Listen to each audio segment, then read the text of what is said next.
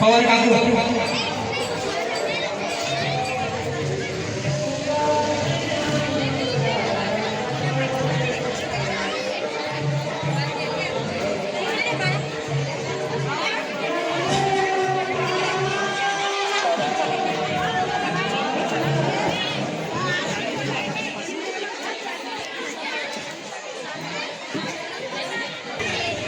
जीव घ्यायचे का काय नामरूपीची दक्षिणा मला तुम्ही देणार त्यांनी या ठिकाणी ते पान आणून द्या तू ये बाहेर की ज्या आई वडिलांनी 9 महिने 9 दिवस आपल्याला पोटामध्ये साठवून हळाचे काढ करून रक्ताचा घाम घालून सर्व जीव सर्व आयुष्य आपल्यासाठी त्यांनी आटणी केली त्यांच्या ऋणातून मुक्त होणं गरजेचं आहे आणि की आपल्या शरीराच्या कातड्याचे जोडे करून त्यांच्या पायात घातले हा बाकीचे आता मग इकडे पा चौथा ऋण कोणाचं आहे आपल्याकडं आपल्यावर श्री गुरुचं कारण या देहामध्ये आल्यानंतर श्री गुरु आपल्याला काय करतो देवाची भेटघाट घालून देतो एक वेळेस माणसाला देवाची प्राप्ती करायची असेल तर पहिले आपल्याला सद्गुरूकडेच जावं लागेल तेव्हा देवाची प्राप्ती होईल आणि साऱ्याशी चाप्टरपणा करा पण सद्गुरूशी चाप्टरपणा करू नका सद्गुरूशी चाप्टरपणा केला रे केला की त्याच्या जीवनात दुःखच प्राप्त झालं कोणी चाप्टरपणा केला मी नाही कोण म्हणतो पांडुरंग महाराजनी अरे चाप्टरपणा केला कारणाने प्रवचनात अभिवेचनात ऐकलं नाही का खोटं सांगितलं किती दिवस किती वर्ष ठेवलेला परीस लोखंडाच्या पेटी ठेवला म्हणजे पेटी सोन्याची होणार किती पण मला सांगा पेटी लोखंडाची पेटी सोन्याची व्हावी असं जर वाटत असेल तर काय केलं पाहिजे प्लॅस्टिकचा कागद काढला पाहिजे गोवाऱ्याच्या पुढे सांगतात गोवाऱ्या सांगतात प्लॅस्टिकचा कागद काढला नाही पाहिजे काढलेला कागद पुन्हा चिकटण्याची शक्यता आहे मग तो गोवाऱ्या सांगतात तो परिसरातून झालेला तो प्लॅस्टिकचा कागद आहे त्याला काढू नका त्याला जाळा जाळा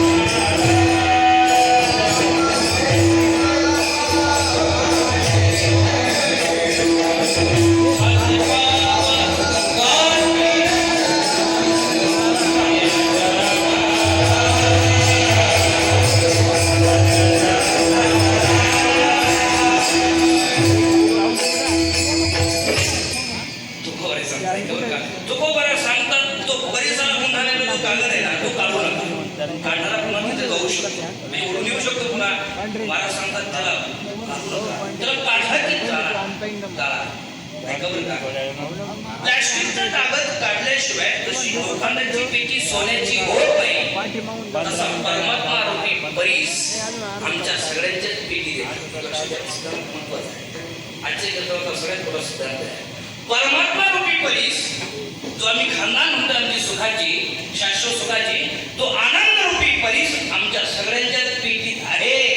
पण आमच्या पेट्या आणखी सुखरूप म्हणजे सोन्याच्या का होत नाही, तर महाराज सांगतात तो जो परीस आहे त्याला आपण देव म्हणतो, देव म्हणतो, आनंद म्हणतो, हा त्याला समाधान म्हणतो, त्याला सुख म्हणतो. हा जो परीस आहे, हा परीस आम्ही गुंढाळून ठेवलेला आहे. गुंढाळून ठेवलेला महाराज. पण कशामध्ये, कोणत्या कागदामध्ये? महाराज सांगतात तोही कागदच आहे, तरी प्लॅस्टिकचा नसला तरी विकाराचा. आणि महाराज प्लॅस्टिकचा परवडतो, प्लॅस्टिकचा कागद परवडला, असला विकार रूपी कागद असला भयंकर आहे महाराज, तो देवाकडे जाऊच देत नाही, असला मजबूत येतो. आणि म्हणून तुकोबाला सांगतात परेशानी इथंच आहे. आम्ही सुखाच्या खानदानी जन्म घेऊन आम्ही दुःखी का आहे, त्याचं कारण आहे आम्ही आमचा परीस गुंडाळून ठेवलेला आहे. मग ऐका, कशाने? विकाराने. तुकोबाला सांगतात तुम्हाला सुख जर पाहिजे असेल आणि तुमची खानदानीची जर ओळख करून घ्यायची असेल तर हा कागद जाणून घ्यायचा. कोणता? नामरूपी रूपाचा अभिमान रूपी पुत्रा आणि रूपरूपी रूपाचा अभिमान रूपी पुत्रा. आमचे नाना त्याने महाराज कोणाचंच नाव घ्यायचं तुम्ही खरं सांगू का, लोकांना काय करायचं ते करू द्या महाराज, काय करायचं नावं घेण्या फार वेळ लागतो. आता हे बाहेर जाऊन आले वादळी घेतलंच पाहिजे महाराज, पण नावाची अपेक्षा करू नये. त्यांनी कोण सांगितलं? त्यांनी सांगितलं नाव कोणाचे घ्यायचं, आपण इथे देवाचं नाव घेणार ना, आपण संतांचे विचार करायला. पण महाराज काही नाव आम्ही जर घेऊन महाराज घेऊन जातो सगळ्यांचे नाव आले, बिलकुल चुकलं तर लगेच असं नाही.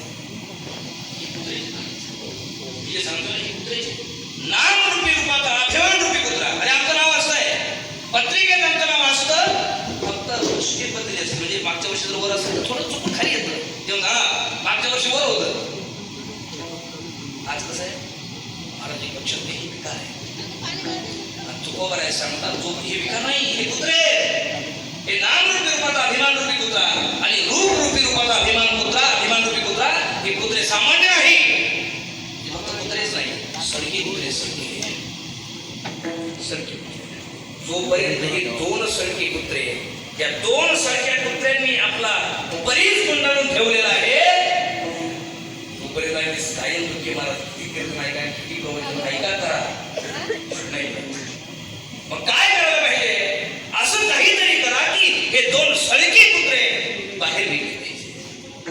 काय झालं?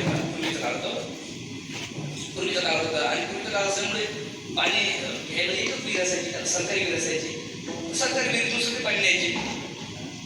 पूर्वीचा काळ सगळे त्या विहिरीवर गेलेले, पाणी भरायला बायका गेलेल्या. झालं असं की त्या विहिरीवर दोन कुत्र्यांची भांडणं लागली. काय लागली? दोन कुत्र्यांची भांडणं लागली. मी सरळ सांगतोय, 4 पाय सांगतो मी आता.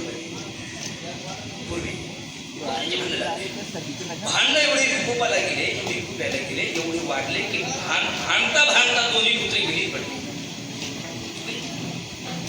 कुत्रे दोन्ही विहिरीत पडली आणि पडलेले कुत्रे सडले. पडलेले कुत्रे काय झाले? सडले. आता विहिरीत सडलेले कुत्रे म्हणल्यानंतर पाणी कसं कसं काय वाटेल ते दुर्गंध द्यायला लागला. सडलेले कुत्रे विहिरीत म्हणल्यानंतर ते कुत्रे ते सडलेले आहे, वास खायला दुर्गंध द्यायला. आता पूर्वीचं काळ पंचायतीची बैठक झाली. पैशाची बैठक झाल्यानंतर काय झालं? ते असं म्हणले आपलं पाणी खूप पापी झाले, म्हणले दुर्गंध यायला. काय केलं पाहिजे? इकडे सगळं म्हणत असतं आपलं पाणी लई पापी झालंय, तीर्थाचं पाणी टाकल्याशिवाय पाणी स्वच्छ होणार नाही. आता पंचायतीची बैठक असतं महाराज, भाऊ बोलले, देव बोलले, असं काही नाही. गावाचा मुख्य किती महाराज तीर्थाचं पाणी आणलं, तीर्थाचं पाणी टाकलं, दुर्गंध जाईना. पुन्हा पंचायतीची बैठक झाली. काय केलं पाहिजे? पण लई पापी झाले. एकाने सांगितलं मी बाबा शिकवतो, पण याने तोंड मारलं. म्हणजे मला असं वाटतं सेंट नावा सेंट. काय नाव? सेंट. कारण तुम्हाला तरकारी नाव विहिरीत म्हणल्यानंतर मोठा नाही. सेंट आणायचा आणि सेंट विहिरीमध्ये टाकायचा. केलं मला त्यांनी पैसा जमा केला, मोठा पैसा जमला, सेंट आणला, विहिरीत टाकला. त्या सेंट तसंच तोपर्यंत पावर आहे, तोपर्यंत दुर्गंध थांबला. याची पावर संपली की दुर्गंध यायला लागला. पुन्हा बैठक झाली, काय केलं पाहिजे? एकाने सांगितलं म्हणजे आता पोलीस बोलायचं नाही. माझं असं मत आहे की पाणी लईच पापी झालंय, पाणी लई पापी झालंय. आणि मग त्यांनी कीर्तन ऐकलं होतं महाराज. पाप, उपपाप, महापाप कसंही पाप असलं तरी ते नामचिंतनाने भस्मसात होत. त्याने सांगितलं आता तीर्थाचं पाणी सेफ नाही, आता काय करायचं? म्हणजे नामचिंतन करायचं. सगळेचे सगळे आले महाराज आणि विहिरीच्या काठावर बसले. सगळ्याचे सगळे पार गोपाल असेल, बायका असेल, पुरुष असेल आणि सगळ्यांचं भजन सुरू होतं. रामकृष्ण हरी विठ्ठल केशवा, रामकृष्ण हरी विठ्ठल केशवा. काय बरं सांगायला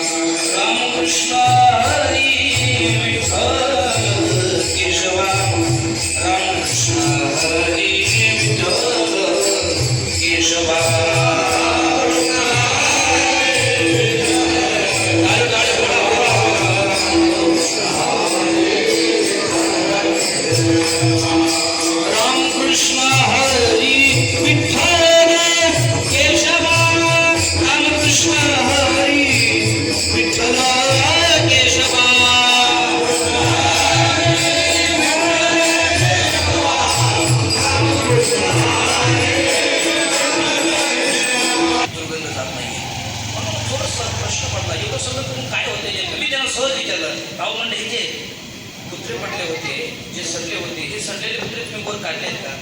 त्याने सांगितलं नाही. जे 2 कुत्रे खाली पडले होते ते सडलेले, ते तुम्ही वर काढलेत का? त्याने सांगितलं नाही ना. मग मी त्याला सांगितलं जोपर्यंत सडलेले कुत्रे तुम्ही विहिरीच्या वर काढत नाही तोपर्यंत किती सेंट टाका, किती तीर्थाचं पाणी टाका किंवा किती नामचिंतन करा, पाण्याचा दुर्गंध जात नाही. तसं जोपर्यंत हे 2 सडके कुत्रे आपल्या अंतःकरणात आहे, परिसराला गुंढाळलेले या नामरूपी रूपाचा अभिमान रूपी कुत्रा, रूपाचा अभिमान रूपी कुत्रा, हे 2 कुत्रे जोपर्यंत आपल्या विहिरीत आहे, सडलेले आहे, तोपर्यंत आम्हाला सुख मिळत नाही. उलट होतं काय? महाराज सांगतात या सडक्या कुत्र्यांमुळे माणसाला खोट्या गोष्टीचा अभिमान होतो.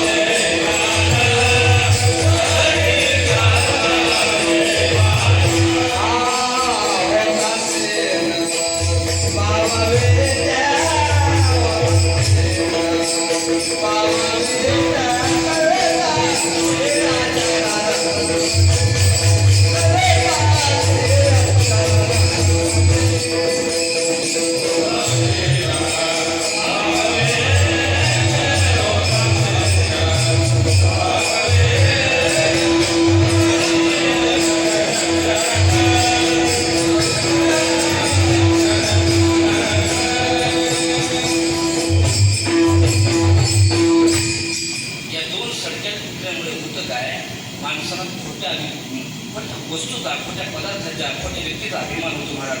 म्हणून वेळ जोपर्यंत वेळ आहे तोपर्यंत हे सगळे कुत्रे वर काढले पाहिजे. की माणसाला खऱ्या गोष्टीचा अभिमान होऊ देत नाही, हे विकारच आहे. नावाचा रूपाचा हे जे कुत्रे आहेत महाराज, खरे म्हणून पहा ना महाराज, जवळजवळ 80 ते 85% लोक असे आहेत, 55 म्हणून तयार करत नाही महाराज. त्यांना सगळ्यांना आमच्या सकट खोट्याचाच अभिमान आहे महाराज. आम्हाला जर विचारलं, आमची ओळख जर विचारली तर आम्ही विठ्ठलाचे भक्त आहोत अशी आमची ओळखच नाही आहे. आमची ओळख वेगळीच महाराज. आम्ही शास्त्री सांगू, आम्ही तरी गावकर सांगू, आमचं वैभव जर सांगायचं झालं तर आमचं वैभव, पण खरं तर आमचं वैभव हे वारकरी वैभव हे विठ्ठलच आहे. धन्य आम्ही जन्म आलो, धन्य आम्ही जन्म आलो.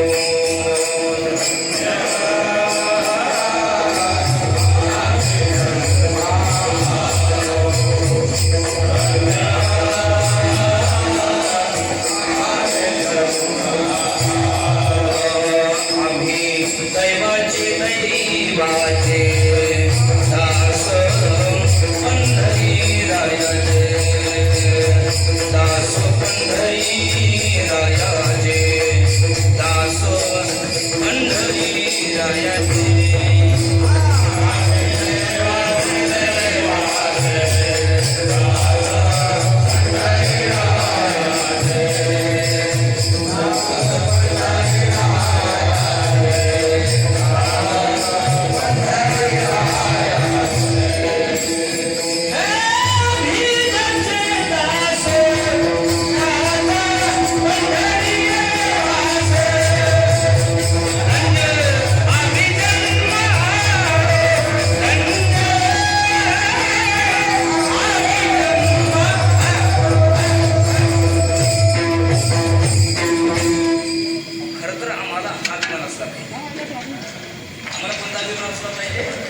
आम्ही जन्म आलो आम्ही पंढरीचे वारकरी हा अभिमान असला पाहिजे. ते आम्हाला कोणता आहे त्याचे विपरीत आहे.